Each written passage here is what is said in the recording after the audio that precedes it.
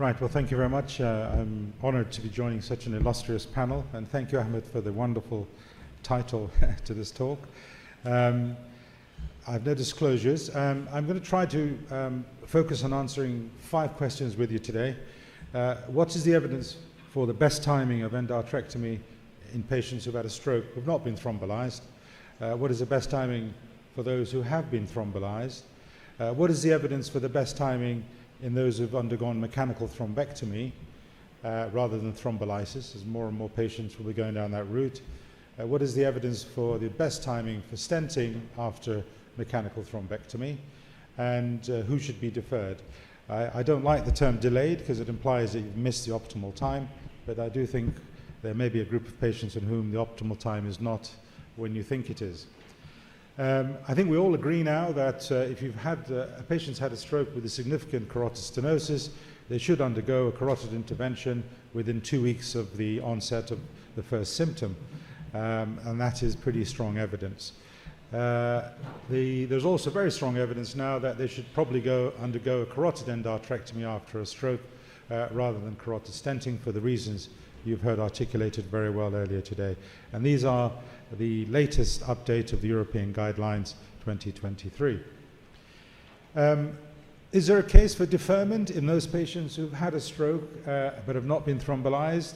Yes, we do recognize that some patients who've had major strokes, modified Rankin 3 or above, those who've had a big infarct of greater than a third, and those who continue to be obtunded following the stroke, it may be a reasonable thing to defer beyond the 2 weeks. When is the optimal time after 2 weeks? I'm not sure that we can say with a great deal of certainty. My own practice has been to see them at 3 weeks. If they are appearing to improve, I will go at 4 weeks, but I have delayed up to 6 weeks.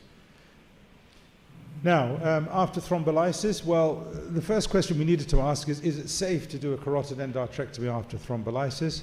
And our colleagues in Denmark published a small series back in 2013. I think there were only 22 patients. And although they cautioned extrapolating too much out of that, they were able to establish that it was safe.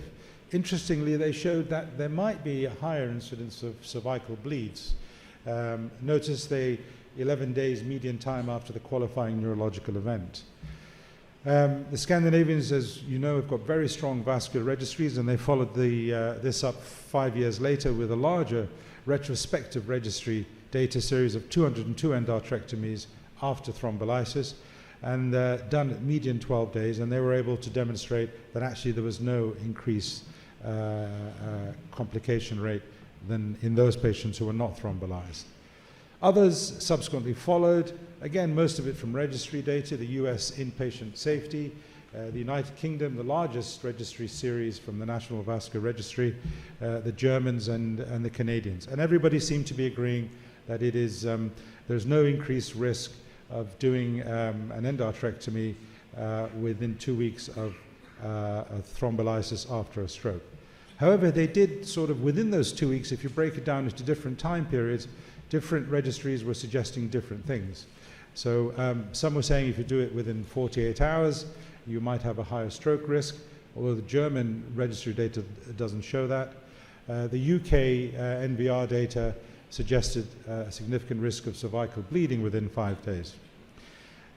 So as a result of that, there were a meta-analysis, I understand, commissioned by the European Society, 𝗂𝗂𝗃 and his colleagues, and they were able to pool everything together, and they did show us that if you look at all the data, intracranial hemorrhage and local hematoma was significantly higher in patients undergoing carotid endarterectomy after thrombolysis rather than no thrombolysis. The risk with stenting was also higher, but more importantly, there seems to be an inversely relationship between the earlier time of surgery and periprocedural complications, and that reaches a balance at around 6 days.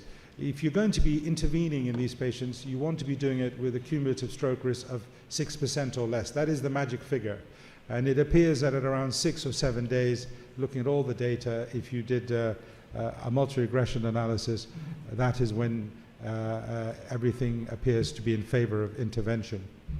So these are the latest guidelines, whose senior author is sitting in this room.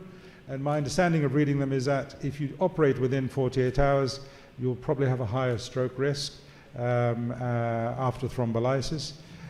If you do it before 5 days, you have a higher risk of a bleed. We all know that although the half-life of TPA is only minutes, it does introduce a number of hematological changes. Fibrinogen, plasminogen levels rebound, you get fibrin degradation products also rising, and these can have conflicting effects on coagulation, either increased tendency to bleed into an infarct with the FDPs or clotting. But that seems to come back to normal at about 24 hours. The Scandinavians showed very well that, however, the greatest risk of stroke is in the first 4 days. So in their series, recurrent stroke without endarterectomy in the first 4 days was 4.5%. But the meta-regression analysis, as I've shown, this is a bubble chart taken from that paper, and it looks at around 6 days. So the next question is, is stenting as good as endarterectomy? And again, the 𝗘𝗏𝗃 paper showed that stenting, if you are going to stent for whatever reason, you should also wait 6 days, but endarterectomy is better. And these are the recommendations. The complication rate for stenting was 14.9%, whereas for endarterectomy was 5.2%. So, in that group who are thrombolyzed, is there a subset of patients in whom it is, to borrow the phrase, defensible to delay their treatment? And the answer is yes, there probably is. There's certainly the same group of patients, if you hadn't been thrombolyzed, those who have a persistent neurological deficit with a modified Rankin score of greater than 3. Remember that the success rate for thrombolysis in recanalization is not absolute. Many patients are not recanalized adequately, and therefore their prognosis from the infarct is pretty uncertain to improve. Those who have hemorrhagic transformation of the infarct, and I had a case last week where that happened, and I think those patients should be deferred. Again, for how long? I hope we can have that discussion. And obviously those who have had previous radical neck surgery, chemotherapy, etc., with this increased risk of cervical hematoma that we see. Endarterectomy or CAS after mechanical thrombectomy. So now more patients are having a mechanical thrombectomy, and 20% of them might have a significant carotid artery stenosis. So do you do the mechanical thrombectomy first and then stent the carotid, or do you stent the carotid first and then do the MT? I'm not sure there's much difference. I've come across a couple of papers which don't show much difference. Should you stent the carotid at the same sitting, or should you do an endarterectomy? And again, there's not much out there. The Scandinavians, always sort of leading, did publish a small series who've had endarterectomy at 7 days after MT, and they showed actually very good results, but this number of patients was small.